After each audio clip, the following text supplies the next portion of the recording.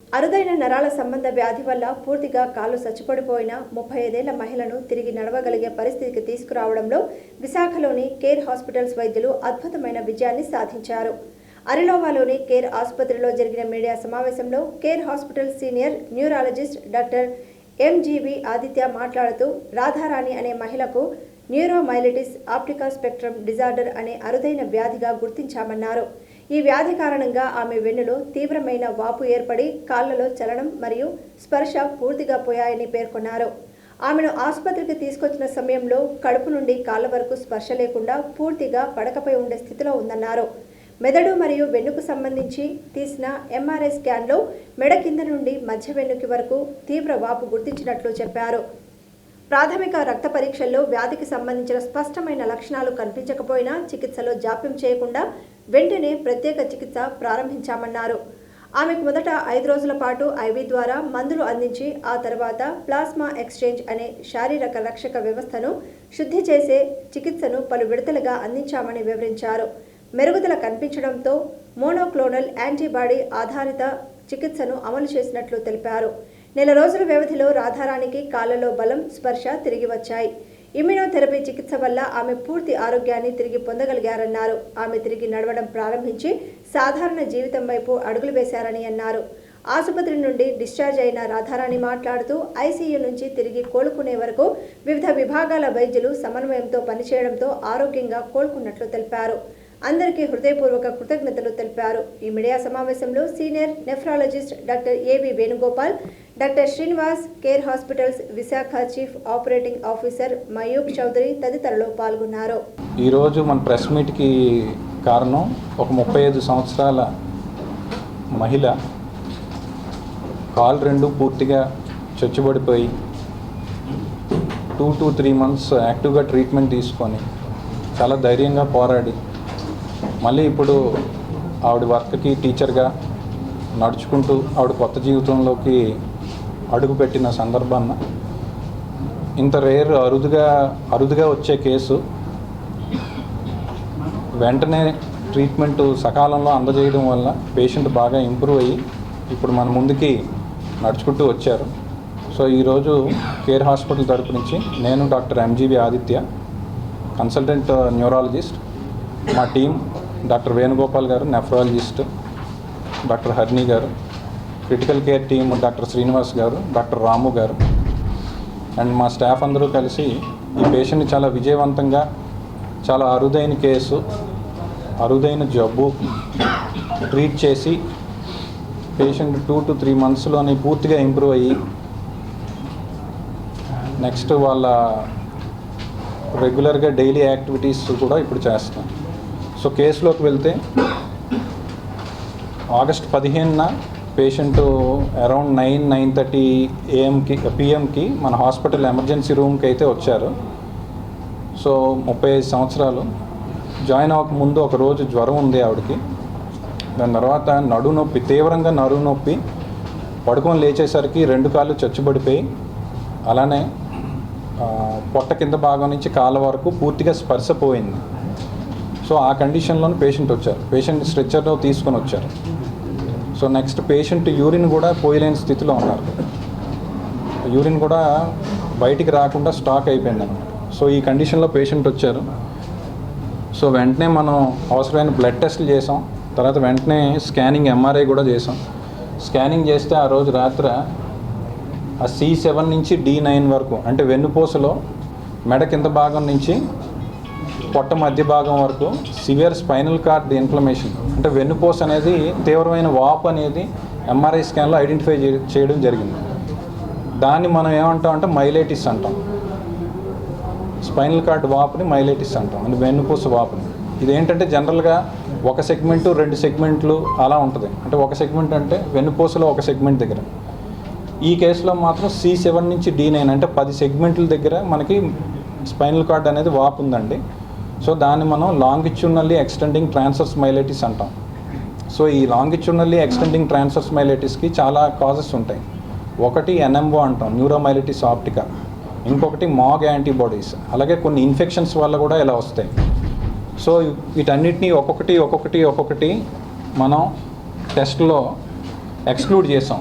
ఆ antibodies negative వచ్చాయి. అలానే వెన్నుపూసలో టెస్ట్లో ఏమొచ్చిందంటే లోపల తీవ్రమైన వాపు, వెన్నుపూస వాపు అనేది ఉందన్నమాట. జనరల్గా సెల్స్ అనేవి 5 సెల్స్ ఉన్నాయి, ఆవిడకి 5,000 సెల్స్ ఉన్నాయి. అలానే ప్రోటీన్ కూడా రైజ్ అయ్యి ఉంది.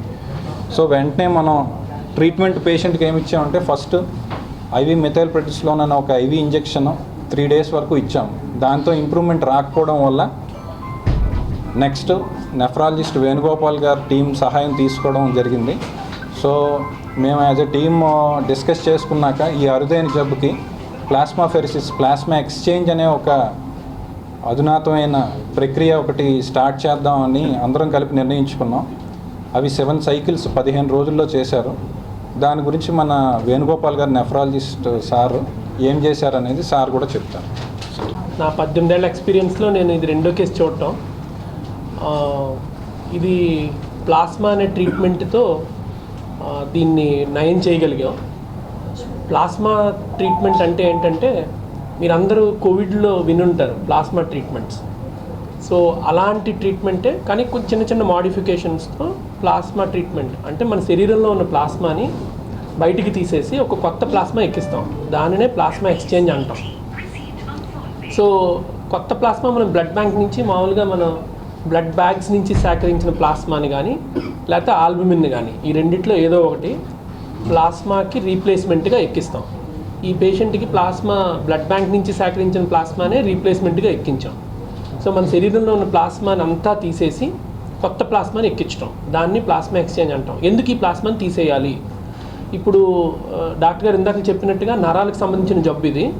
సో ఇదేమవుతుందంటే కొన్ని రకాల యాంటీబాడీస్ అంటే మన శరీరానికి హాని చేసే పదార్థాలు ఈ ప్లాస్మాలో తయారై ఉంటాయి.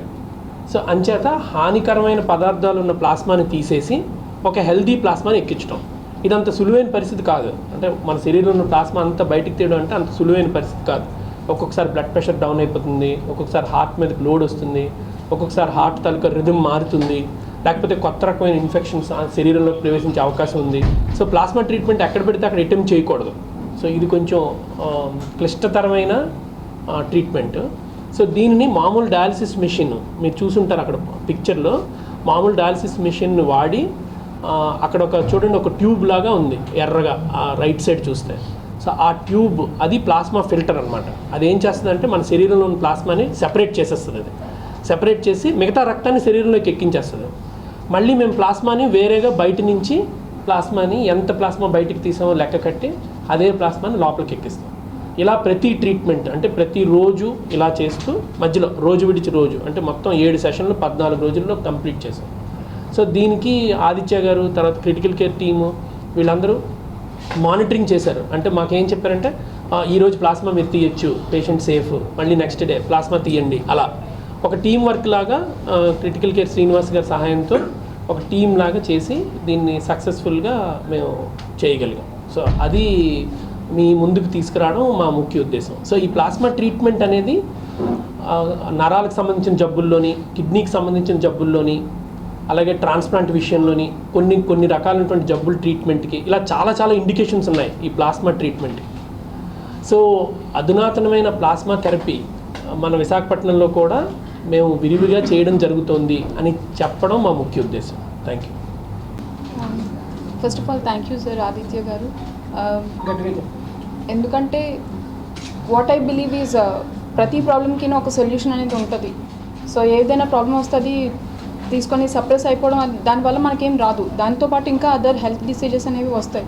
సో అది బిలీవ్ చేస్తాను. అండ్ దానికి తగ్గట్టే నాకు డాక్టర్స్ కూడా సపోర్ట్ చేశారు. అండ్ డాక్టర్ గారు అండ్ ఆదిత్య గారు కూడాను చాలా వరకు నువ్వు ప్రతిసారి నేను ఎప్పుడు డిప్రెస్ అవుతున్నా, లేదమ్మా పర్వాలేదు నువ్వు నడుస్తావు, అండ్ అదర్స్తో కంపేర్ చేస్తే నువ్వు ఇంకా అంటే మెడిసిన్స్ ఒక పక్క ట్రీట్మెంట్ అవుతున్నా మోటివేషన్ అనేది కూడా ఉండాలి.